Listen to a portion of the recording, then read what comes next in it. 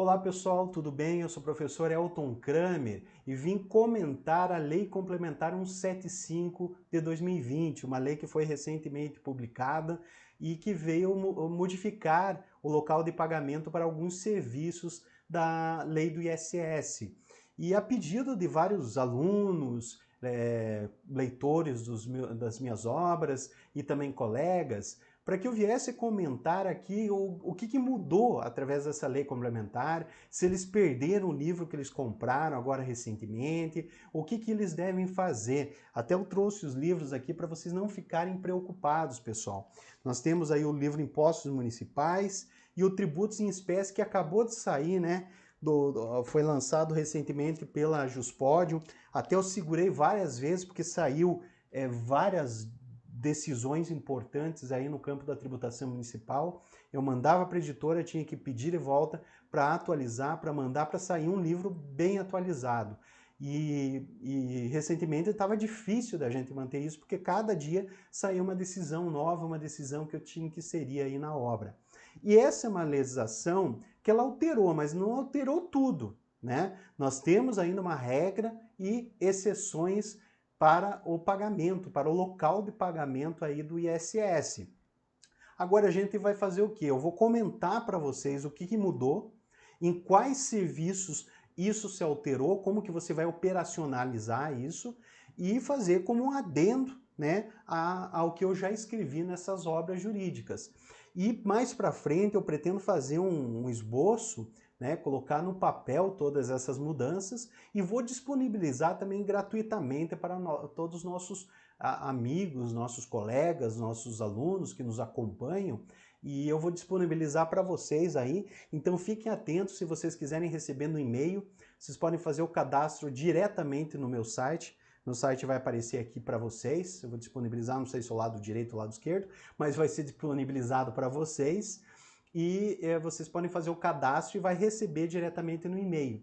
Aqueles que também desejarem podem me acompanhar nos grupos de WhatsApp, vocês podem me mandar pelas redes sociais aí o contato, eu vou mandar o link e vocês automaticamente são direcionados para esse grupo do WhatsApp. Lá também vocês vão receber esse material que eu vou produzir gratuitamente, dentre outros materiais que eu encaminho, tá? Então fiquem tranquilos, não fiquem ansiosos, que esse vídeo já pretende esclarecer as principais, se não todas as principais questões, e futuramente eu vou colocar esse material escrito, que daí você vai poder estudar sobre ele nas futuras provas e atualizar a sua obra jurídica até sair a próxima edição. Então você não vai ficar desatualizado, eu não vou deixar nossos leitores aí na mão para o estudo, que eu sei que é muito importante esse estudo para vocês.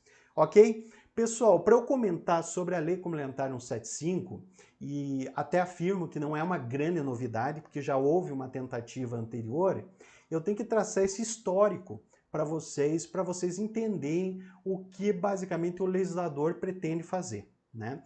Então, quando a gente tem os serviços, uma grande polêmica que existia antes da Lei Complementar 116 era do local de pagamento. Então eu me lembro ainda, eu era estagiário, eu me lembro da divergência que existia sobre o local de pagamento.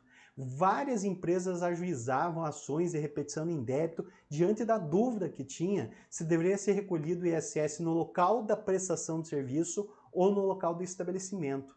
Então o Decreto-Lei 466, na época, já tinha essa divergência, o STJ falava uma coisa e o Decreto-Lei outra. Com a Lei Complementar 116, houve uma pacificação, uma consolidação no entendimento. Até o próprio STJ mudou posteriormente o entendimento, após a vigência da Lei Complementar 116, dizendo, repetindo o que a Lei Complementar dizia, que o ISS era devido, em regra, no local do estabelecimento do prestador. Mas, excepcionalmente, diante dos incisos do artigo 3º, o ISS era recolhido, então, no local da prestação do serviço, ou seja, no local do tomador do serviço, né? Agora, veja, isso teve alguns serviços. Tinha outros que os municípios começaram a tentar, até mediante autuações, ações judiciais, tentar reconhecer que o ISS, por exemplo, como leasing, administradoras de cartão de crédito, deveriam ser recolhidas no local que havia esse serviço, ou seja, que era disponibilizado esse cartão, que estava o titular do cartão usando o cartão, e tentou-se autuar, então, para que as empresas aí que disponibilizaram o cartão recolhessem o ISS nesse local.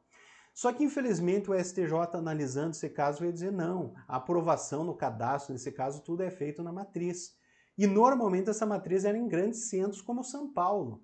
Então, concentrava-se o recolhimento desse ISS nos grandes centros. E as pequenas cidades, pequenos municípios ficaram adstrito disso, né? Ficavam aí a ver navios, literalmente. Aí veio a Lei Complementar 157 tentar resolver esse problema. E escolheu alguns serviços e dizendo que esses serviços deveriam ser recolhidos no local da prestação. Só que ocorre que essa lei ela foi bastante singela, só falou isso. Esses serviços deveriam ser no local da prestação. E aí o que aconteceu? Foi ajuizado uma DIN e na medida cautelar dessa DIN, eu já coloquei para vocês aí no slide, da DIN 5835, o ministro Alexandre de Moraes suspendeu a eficácia dessa lei. Suspendeu, então, a normatividade dessa lei. E veja, mas essa suspensão ela não se deve por uma inconstitucionalidade na mudança do local de pagamento.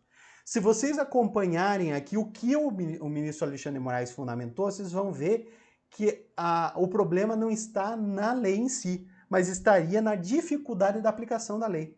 Veja aqui na parte grifada, ó, a ausência dessa definição e a existência de diversas leis, decretos e atos normativos municipais antagônicos, já vigentes ou prestes a entrar em vigência, acabarão por gerar dificuldade na aplicação da Lei Complementar Federal, ampliando os conflitos de competência entre unidades federadas e gerando forte abalo no princípio constitucional da segurança jurídica. Foi com base nesse fundamento que o ministro Alexandre de Moraes suspendeu a eficácia da Lei Complementar 157. Então foi por causa disso, não porque era inconstitucional a mudança do local do recolhimento do tributo. Não se refere ao mérito do tributo, mas sim pela sua logística, pela dificuldade em se implementar a logística no recolhimento. Então, de repente, você recolhia no local do estabelecimento, você vai passar agora a recolher tudo no local da prestação. Então, diante dessa ausência de regulamentação de como ia ser operacionalizado isso, que o ministro Alexandre de Moraes suspendeu, né, a eficácia dessa legislação. Então, com base nisso, que foi reformulado essa tentativa, né, essa tentativa de mudança do local de recolhimento desses serviços, é que veio a Lei Complementar 175, trazendo agora dessa vez uma regulamentação de como ia ser operacionalizado esse recolhimento. Então a intenção da Lei Complementar 175, ela não é inovadora. É algo que a Lei Complementar 157 já tentou fazer. Só não vingou por causa dessa ausência de recolhimento, de detalhamento, desculpe, do recolhimento. Então vamos lá. Lei Complementar 175, então o que ela traz? Artigo 1º. Essa lei complementar dispõe sobre o padrão nacional de obrigação acessória do Imposto sobre Serviço de Qualquer Natureza, ISS, de competência dos municípios e do Distrito Federal, incidentes sobre os serviços previstos nos subitens 4.22, 4.23, 5.09, 15.01 e 15.09. Eu já vou falar para vocês quais são esses serviços. Mas veja, somente esses serviços que vão ser estabelecidos aqui da lista anexa à Lei Complementar 116, vai alterar os dispositivos da Lei Complementar também, prevê regra de transição da partilha do produto da arrecadação, né, perante o local do estabelecimento e o local do domicílio do tomador, né, e mediante a forma de pagamento. Então veja, pessoal, a primeira coisa que você tem que estabelecer, não mudou tudo.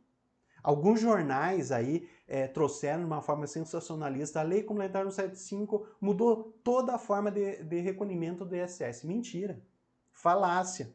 Ele mudou para alguns serviços, 1, 2, 3, 4, 5 serviços. 5 serviços que eram recolhidos no local do estabelecimento, agora vão ser recolhidos no local do domicílio do tomador, ou no local da prestação de serviço propriamente dito. Então não mudou referente a tudo. A regra e exceção que vocês leram nos meus livros, que vocês viram no curso que a gente tem aí disponível para vocês, tudo está certo. A única questão que a gente vai fazer um adendo, tanto no curso, quanto eu vou disponibilizar gratuitamente esse vídeo. Ele tem que estar gratuitamente para vocês. E na errata, que a gente vai fazer um adendo, na verdade não é uma errata, mas um adendo às nossas obras jurídicas, é que não houve mudança do local de recolhimento. Houve mudança para 5 serviços, que eu vou enumerar aqui para vocês. Quais são eles? 4.22 se refere a planos de medicina de grupo ou individual e convênios para prestação de assistência médica, hospitalar, odontológica e congênita. Ou seja, plano de saúde odontológico. 4.23 outros planos de saúde que se cumpram através de serviços de terceiros contratados, credenciados, cooperados ou apenas pagos pelo operador do plano mediante indicação do beneficiário. 5.09 planos de atendimento e assistência ao médico veterinário. Também mudou. 15.01 administração de fundos de quaisquer consórcios, de cartão de crédito ou débito e congêneres, de carteira de clientes, de cheques pré-datados e congêneres. Ou seja, a forma de administração em evidência aqui de cartão de crédito, que mais vai gerar renda aqui para os municípios. E por último, 15.09, arrendamento mercantil, o famoso leasing, né? Que já gerou uma discussão anos passados. Agora trouxe aqui a mudança para o leasing. De quaisquer bens, inclusive exceção de direitos e obrigações, substituição de garantia, alteração, cancelamento e registro de contrato e demais serviços relacionados ao arrendamento mercantil, que é o leasing. Então, todos esses serviços aqui foram alcançados pela Lei Complementar 175. Mas, professor, quanto aos demais continua da mesma forma. O que você leu no livro, o que você ouviu eu falar nos cursos, continua a mesma coisa. O que mudou foi em relação a esse serviço, tá ok? Primeira coisa que você tem que frisar para você não cair em qualquer falácia e, obviamente, que isso aqui pode ser exigido de vocês em provas de concurso público ou até mesmo na prática. Então, vocês têm que estar atualizados com isso. Outra questão, obrigação acessória. A gente tem que ficar atento também à obrigação acessória. O artigo 2º da lei veio e falou o seguinte: o ISS, devido em razão dos serviços referidos no artigo 1º, será apurado pelo contribuinte e declarado por meio de sistema eletrônico de padrão unificado em todo o território nacional. Então veja aqui, pessoal, quem vai apurar o tributo e declarar vai ser feito tudo pelo contribuinte. Então ele vai ter essa obrigação acessória estabelecida diretamente pela Lei Complementar 175. Mas, professor, isso não quer dizer que o contribuinte tem que fazer alguma coisa, desenvolver algum software, algum programa para declarar isso. É exatamente isso, ele vai ter que declarar e desenvolver o software para fazer essa declaração. Isso aqui está no parágrafo 1º, ó. O sistema eletrônico de padrão unificado de que trata o CAPT será desenvolvido pelo contribuinte, individualmente ou em conjunto com outros contribuintes sujeitos à disposição dessa lei complementar, e seguirá layouts e padrões definidos pelo Comitê Gestor das Obrigações Acessórias. Então nós vamos ter um comitê gestor aqui ao estilo do Comitê Gestor do Simples Nacional. Então eles notaram que aquele Comitê Gestor do Simples Nacional funcionou bem, define resoluções, regulamenta bem, evita a guerra fiscal, foi efetivo. Então eles vão montar um Comitê Gestor à semelhança do Comitê Gestor do Simples Nacional. E lá eles vão definir layouts, formas dessa obrigação acessória estabelecida. Mas o encargo de cumprir essa obrigação acessória e desenvolver essa forma de declaração é do contribuinte. Essa lei deixou claro. Ah, mas professor, não é injusto? Tudo bem, mas aí está na lei. Enquanto ela estiver vigente e não for derrubada por nenhuma decisão judicial, porque a gente já teve notícia aí que já foi ajuizada uma DIN contra essa lei. Agora, se vai ser deferida ou não, nós vamos ter que aguardar agora esse julgamento e possivelmente, por prevenção, vai ao ministro Alexandre Moraes.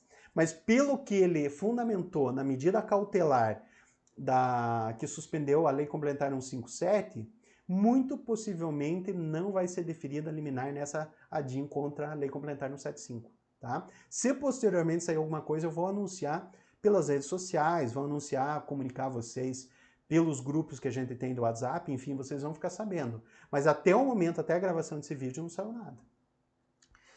O parágrafo 2º ainda diz que o contribuinte deverá franquear aos municípios e ao Distrito Federal acesso mensal e gratuito ao sistema eletrônico de padrão unificado utilizado para cumprimento da obrigação acessória padronizada. Então, é um sistema que você vai prestar as informações ao município e ao comitê gestor para você fazer esse pagamento. Esse pagamento vai ser via comitê gestor. Então, ele vai funcionar quase parecido ao Comitê Gestor do Simples Nacional. Você faz o pagamento lá e de lá vai ser repassado para os municípios competentes, porque você vai ter um período de transição. E esse período de transição aí vai mostrar muito bem como é essa forma de gestão unificada do ISS, para depois, de repente, ser implementado alguma coisa através de reforma tributária, enfim, que vem aí na sequência. Então, o que seria esse comitê gestor, né, chamada CGOA? Né? O artigo 9º diz, então, que é instituído o Comitê Gestor das Obrigações Acessórias do ISS, e o artigo 10, o 10º, compete ao CGOA regular a aplicação padrão nacional da obrigação acessória dos serviços referidos no artigo 1º. Então, essa vai ser a competência do Comitê Gestor. É unificar para não ter problemas de você recolher no município e ser cobrado de novo no outro, acontecer, por exemplo, uma duplicidade. Então, como é um momento de transição, que eu vou falar lá no final do vídeo como será essa transição, o comitê gestor vai organizar. Então, você não vai ficar, de repente, na mão do município, o outro exigir a mesma coisa. Então, você vai, para evitar essa confusão, o comitê gestor que vai regulamentar isso. Mas, professor, esse comitê gestor, como que é composto, né? Só a título de curiosidade, o artigo 11 da lei fala que será composto de 10 membros, representados da região Sul, Sudeste, Centro-Oeste, Nordeste e Norte do Brasil. Seguinte forma, um representante do município capital, o Distrito Federal por região, e um representante de município não capital por região. Ou seja, a ideia é democratizar. Pega um município grande, que vai ser capital, e um município que não seria capital, que daí presume-se que seria um município não muito grande, né? Aí é um município do interior. Os representantes dos municípios, falo para segundo, previstos no inciso 1 do caput, serão indicados pela Frente Nacional dos Prefeitos, e os representantes previstos no inciso 2 do caput pela Confederação Nacional dos Municípios. Tá? É uma forma bem democratizada aí para se ter a participação nesse comitê gestor, para evitar aí muitos lobbies que venham de municípios grandes, de repente, prejudicando municípios do interior. Porque, veja, essa ideia da lei complementar é exatamente de democratizar a arrecadação do ISS. Né? Sair dos grandes centros, onde a matriz, muitas vezes, dessas empresas administradoras de cartão de crédito, administradoras de plano de saúde, administradoras de leasing, atuam, e trazer esse recurso paulatinamente para municípios pequenos, onde é implementado, né, o serviço. Então a ideia é essa. Então, para que ela ocorra, precisa ter representante desses municípios pequenos também. Vedações. O artigo 5º da lei, isso todas da lei 175, tá? Diz o seguinte: ressalvadas as hipóteses previstas nesta lei complementar, é vedada aos municípios e ao Distrito Federal a imposição a contribuintes não estabelecidos em seu território de qualquer outra obrigação acessória com relação aos serviços do artigo 1º. Inclusive, a exigência de inscrição nos cadastros municipais, né? Isso era muito comum, por exemplo, alguém vinha prestar um serviço no município X, né? Você teria que fazer o cadastro sob pena de ter retenção desse tributo. Então não pode, quanto a esse serviço, não pode mais. Ou de licenças e alvarás de abertura de estabelecimentos nos respectivos municípios e Distrito Federal. Muito interessante isso, pessoal. Por quê? Porque era comum. Então, independente do tipo de serviço, mesmo que ele não fosse devido naquele município e sim no seu estabelecimento, que era em outro, você tinha que abrir um cadastro. Isso acontecia, por exemplo, São Paulo exigia isso, Curitiba também exige isso, ainda exige isso, né? Mas para esse serviço não pode exigir mais. Para esses serviços, eles simplesmente vão prestar o serviço ali e informar o comitê gestor. E o comitê gestor vai deixar essa informação disponibilizada também para todos os municípios envolvidos, para que eles possam acompanhar se realmente se houve ou não o recolhimento desse tributo adequadamente e regularmente. Também temos uma vedação no artigo 6º da lei, que diz: a emissão pelo contribuinte de notas fiscais e serviços referidos no artigo 1º pode ser exigida nos termos da legislação de cada município e Distrito Federal. exceto para serviços descritos nos subitens 15.01 e 15.09, que são dispensados em emissão de notas fiscais. Nesses casos, então, eu não posso exigir deles a emissão da nota fiscal. Essa obrigação acessória estará dispensada. E aí eu coloquei para vocês acompanharem no slide o que se refere ao município, o serviço, por exemplo, 15.01, administração de fundos, consórcios, cartão de crédito e débito congêneres. O 15.02, aliás, pessoal, um erro aqui é imperdoável, eu pus 15.02 e a lei fala 15.09, me perdoem. Eu não vou retirar do vídeo porque é importante vocês também verem o erro do professor. Mas olha aqui, eu vou voltar. O 15.09 é exatamente. Então a minha intuição estava certa. O 15.09 é em relação ao leasing, né? Eu estava lendo o 15.02 que não tem nada a ver com a situação. Então 15.09 é leasing. Então o que está no slide lá está errado. Não posso nem colocar na culpa do estagiário porque fui eu que fiz o slide. Então grave em 15.09 referente ao leasing.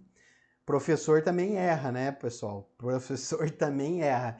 Então, corrijam. A tempo, eu corrigi. Não vou retirar do vídeo, porque eu quero passar para vocês até mesmo o erro importante para vocês verem como é possível se equivocar. Mas então ali eu vou corrigir. O material depois que será disponibilizado para vocês, para aqueles que procurarem no meu site ou nos grupos de WhatsApp, já vai estar corrigido, tá? Aqui no vídeo, então, eu já corrijo a tempo para vocês não serem levados a erro, tá? Então, não vou colocar de novo aqui, mas vocês sabem que o 15.01 e 15.09, que é a questão da administração de cartões de crédito, débito e também do leasing, estão dispensados da emissão de nota fiscal, ok? Vamos lá. Prosseguindo, responsabilidade tributária. O artigo 8º da lei fala que é vedada a atribuição à terceira pessoa de responsabilidade pelo crédito tributário relativo aos serviços referidos no artigo 1º dessa lei complementar, permanecendo a responsabilidade exclusiva do contribuinte. Ou seja, nesse caso, nós temos aí, claro, a possibilidade de responsabilidades criadas pela própria lei, no qual nós tivemos modificações, inclusive, de dispositivos da Lei Complementar 116, promovidas pela Lei Complementar 175. Mas, independente disso, eu não posso estar alterando a responsabilidade tributária pela legislação local.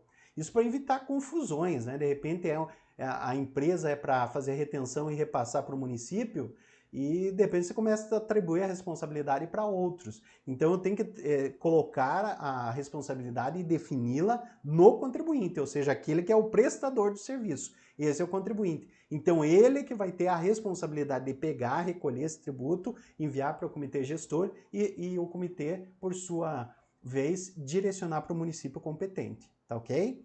Isso aí para evitar confusões de responsabilidade pela legislação local. Também aqui tivemos algumas alterações aí promovidas pela lei complementar na Lei Complementar 116. Então agora eu vou ler um dispositivo na Lei Complementar 116, artigo 6º, que foi alterado pela Lei Complementar 175, ok? Então, parágrafo 2º, lá, sem prejuízo do disposto no parágrafo 1º desse artigo, são responsáveis. E ali, no inciso 4, nós temos que as pessoas referidas no inciso 2 ou 3 do parágrafo 9º do artigo 3º dessa lei complementar, pelo imposto devido pelas pessoas a que se refere o inciso 1 do mesmo parágrafo, em decorrência dos serviços prestados na forma do subitem 15.01 da lista de serviços anexa a essa lei complementar. Isso quer dizer o quê? No caso, as pessoas ali referidas podem ser responsáveis tributárias referente à administração dos fundos de consórcio. Então, por exemplo, é possível aquele banco, por exemplo, que ofereça o consórcio. Então, quem está prestando serviço é a administradora do consórcio. Só que quem intermediou esse consórcio é uma instituição financeira. Então, essas instituições credenciadas, elas podem ser responsáveis tributários, como serão colocados pelo artigo 3º, que vão recolher o ISS sobre essa intermediação do consórcio e recolher ao comitê gestor. Então, por exemplo, um pequeno exemplo, um banco faz intermediação no consórcio até você, que você é o correntista.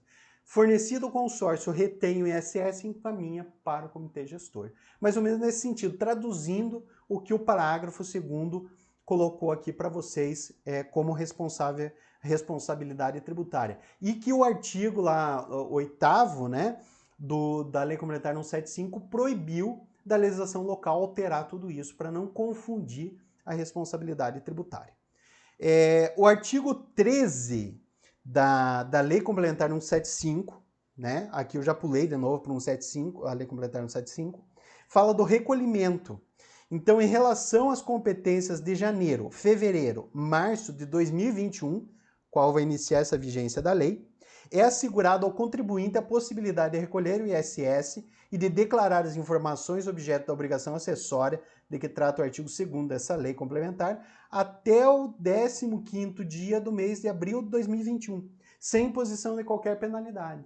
Então isso quer dizer o quê? Como está iniciando a lei tem um caráter pedagógico, pelo menos no início. Então, como ela está iniciando, vai ter um sistema novo, é um novo regime de recolhimento, você pode recolher até abril, sem qualquer aplicação de multa. Só que não dispensa os juros. Vocês sabem que juros não é multa, né? Por quê? Porque aqui no parágrafo único diz o ISS, que trata o CAPT, será atualizado pela Selic para títulos federais a partir do 1º dia do mês subsequente ao mês do seu vencimento normal até o mês anterior ao do pagamento e pela taxa de 1% ao mês de pagamento. Aí você acrescenta o Selic, vai até um tanto, e 1% do mês de pagamento, porque você já não vai ter a Selic apurada desse mês, ok? Isso é muito importante, pessoal, data de recolhimento, principalmente aqueles que vão assessorar os contribuintes, né? Então, para todos vocês têm que ter essa noção, porque nós temos aí como público e leitores dos livros e público dos nossos cursos, tanto advogados públicos, advogados privados, concurseiros. Então, eu tenho que orientar todos eles para que apliquem adequadamente essa lei complementar, interpretem também adequadamente essa lei. Agora eu vou falar um pouquinho sobre o local de pagamento referente aos serviços de administração de cartão de crédito e congêneres, né? Então, para quinto, lá do artigo 3º da Lei Complementar 116, então volto novamente à Lei Complementar 116.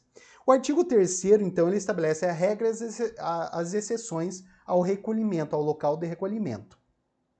O parágrafo 5º fala o seguinte: ressalvadas as exceções e especificações estabelecidas no parágrafo 6º e 12, que eu já vou apresentar para vocês, considera-se tomador dos serviços referidos no inciso 23, 24 e 25, que eu coloquei ali acima de vocês, né, que são os serviços enumerados naqueles dispositivos, que houve a mudança, 4.22, 23, 5.09, 15.01 e 15.09, que são todos os dispositivos alterados pela lei complementar, do caput desse artigo, o contratante do serviço, e no caso de negócio jurídico que envolva estipulação em favor de unidade da pessoa jurídica contratante, a unidade em favor do qual o serviço foi estipulado, sendo irrelevantes para caracterizá-los as denominações de sede, filial, agência, posto de atendimento, sucursal, escritórios de representação, contrato ou quaisquer outras que venham a ser utilizadas. Então, considera-se o tomador do serviço, nesse caso, o contratante. Por que é importante definir isso? É o que a Lei Complementar 157 não fez. E é o que levou o ministro Alexandre de Moraes a suspender a Lei Complementar 157. Então, o que fez a Lei Complementar 175? Fez ao contrário. Então, descreveu. Então, o contratante do serviço, ou seja, é o tomador, aquele que recebeu o serviço. Então, por exemplo, eu vou contratar um consórcio, eu contratei, eu sou o tomador de serviço. O intermediário apenas é um intermediário. E quem é o fornecedor é aquela pessoa que está fornecendo, por exemplo, o administrador do consórcio. Então é importante se colocar isso para saber quem é o prestador, quem é o tomador de serviço e quem é o intermediário de tudo isso e qual a responsabilidade tributária de cada um. Tá? Isso foi definido e a lei complementar cumpriu o seu dever de casa, não gerou essa confusão. Então, aparentemente, não temos muitas discussões porque ela foi muito detalhista. Então, pelo menos nesse ponto de vista, ela passou no teste, tá? Depois a gente vai ver aí no controle de constitucionalidade pelo Supremo, de legalidade pelo STJ, ver se não teve nenhuma falha que de repente a gente não viu, né? Agora, o local de pagamento sobre o plano de saúde, né? Parágrafo 6º do artigo 3º fala sobre o plano de saúde, né? Eu enumerei até aqui embaixo para você saber. No caso de serviços de plano de saúde e de medicina e congêneres, referidos no 4.22, 4.23, que eu enumerei aqui embaixo, que se refere plano de saúde individual coletivo, através de convênios, odontológico, e o 4.23, que é outros planos de saúde, né? Contratado de terceiros, credenciados, cooperados ou apenas pagos pelo operador de plano mediante indicação do beneficiário. Todos esses serviços, da lista de serviços anexa a essa lei complementar, o tomador do serviço é a pessoa física beneficiária vinculada à operadora por meio de convênio ou contrato de plano de saúde, individual, familiar, coletivo, empresarial, coletivo por adesão. Então, o tomador, quem que é? Aquele que o contrata. Mas, professor, precisava dizer? Precisava. Porque você não sabe, tese tributária é muito fácil de se formar no vácuo da lei. E de repente, se começasse a pipocar decisão judicial e leis municipais em variados sentidos, era aquilo que o ministro Alexandre de Moraes previu que ia acontecer, uma insegurança jurídica. Então veio a lei e ela pecou pelo excesso, mas ela detalhou quem é o tomador e quem é o prestador em cada um dos casos que houve alteração da Lei Complementar 175. E no plano de saúde, então, o contratado que estava vinculado à pessoa física beneficiária da operadora é que será o tomador de serviço. Para você saber aonde é o local de pagamento. Essencial essa situação. Local de pagamento da administradora de cartão de crédito. Então aqui, ó, por exemplo, o que nós temos de previsão? Parágrafo 8º. No caso, eu estou ainda falando do artigo 3º da Lei Complementar 116, pessoal. Veja que eu não saí do artigo 3º ainda. Diz o parágrafo 8º. No caso dos serviços de administração de cartão de crédito ou débito e congêneres, referidos no subitem 15.01 da lista de serviços anexa à lei complementar, prestados diretamente aos portadores de cartão de crédito ou débito e congêneres, o tomador é o primeiro titular do cartão. Porque, veja, uma dúvida que surgiu quando veio a Lei Complementar 157 é dizer quem que é o tomador do serviço. Se você tiver, por exemplo, 2 titulares e 3 dependentes, né? Porque você pode ter o marido, a mulher e os filhos. Os filhos têm um cartão adicional, por exemplo, são beneficiários desse cartão, que é possível você ter vários cartões, não é só um cartão. Você tem um cartão, você tem o primeiro titular, o segundo titular e os filhos, cada um no local. Isso aí já poderia gerar muita polêmica referente ao local de pagamento do recolhimento desse ISS. Então, para evitar esse problema, veio o legislador e colocou: o tomador é o primeiro titular. Se tiver 2, 3, não importa. É o primeiro titular que vai fixar o local de pagamento e o recolhimento desse ISS, ok? Prosseguindo, o parágrafo 9º fala o seguinte: o local do estabelecimento credenciado é considerado o domicílio do tomador. Então, porque o local do estabelecimento credenciado é, por exemplo, a instituição financeira que credenciou aquele cartão. Porque, veja, eu tenho o cartão, mas eu não peguei direto da administradora. A administradora é intermediada por uma instituição financeira. Então, a instituição financeira X intermediou, é credenciado, intermediou esse cartão para eu poder utilizar vinculado à minha conta corrente. Então, ali você vai fixar o quê? O domicílio do tomador. Dos demais serviços, no caso, referidos no subitem 15.01. Porque mas professor, não está aparentemente contraditório? Não. O parágrafo 8º só fala da administração do cartão de crédito e débito e congêneres, tá? Ali o local do tomador é o domicílio do primeiro titular.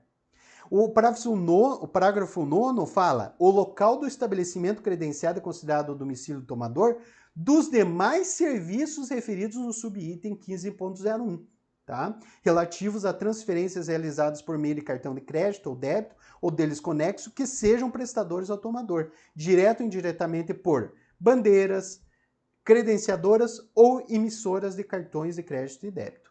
Então veja, aí ele veio detalhista.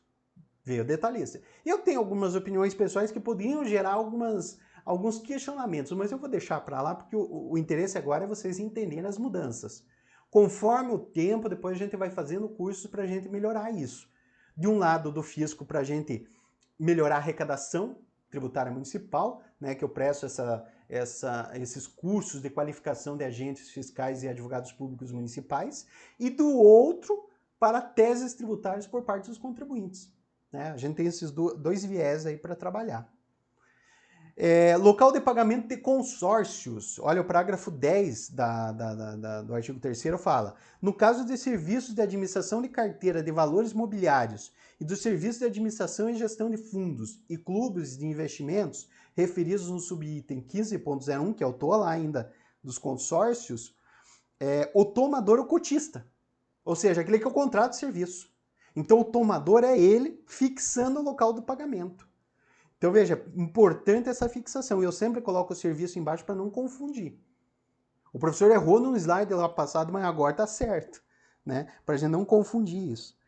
E o parágrafo 11, no caso do serviço de administração de consórcios, o tomador do serviço é o consorciado.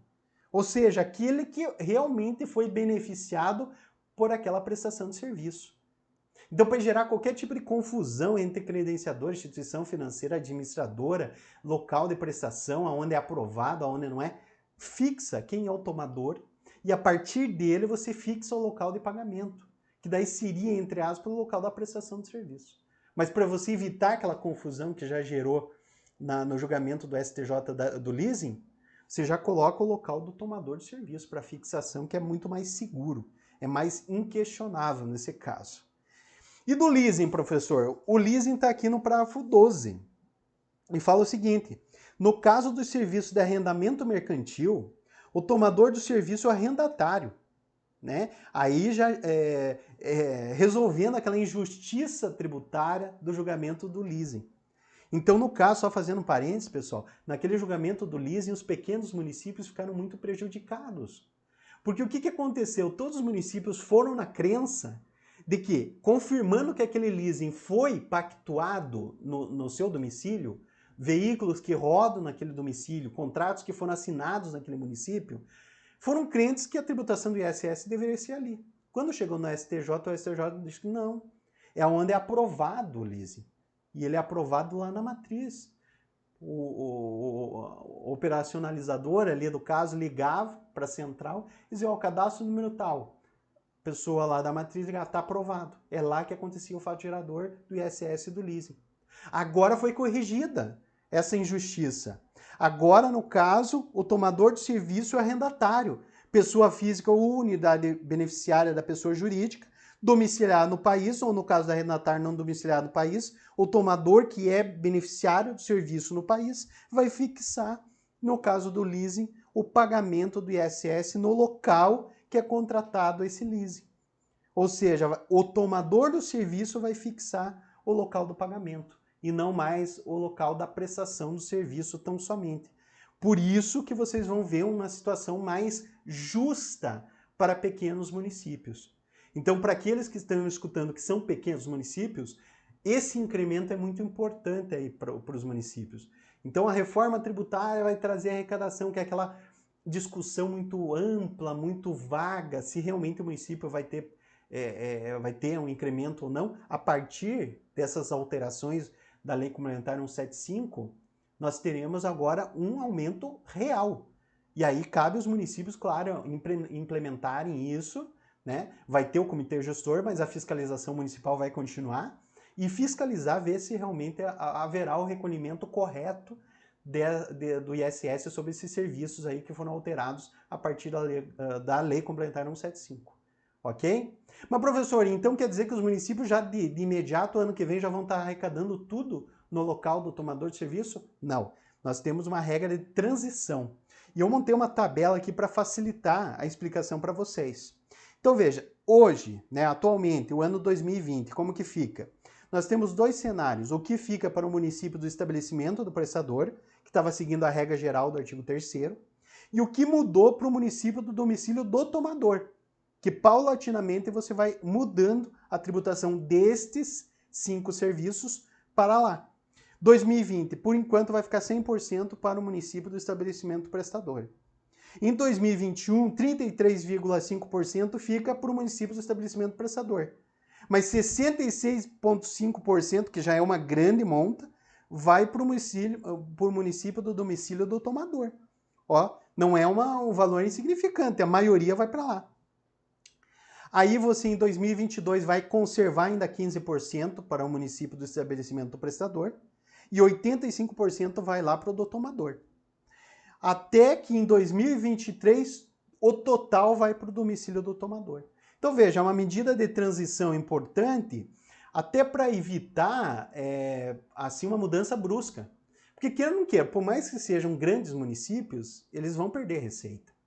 E a gente tem que levar em conta que uma perda de receita, assim, de uma magnitude como esse serviço, que é plano de saúde, leasing, administradores de cartão de crédito, é um valor muito grande, é um valor significativo, né? Então, perder de uma hora para outra, obviamente, que tem que garantir um momento de transição.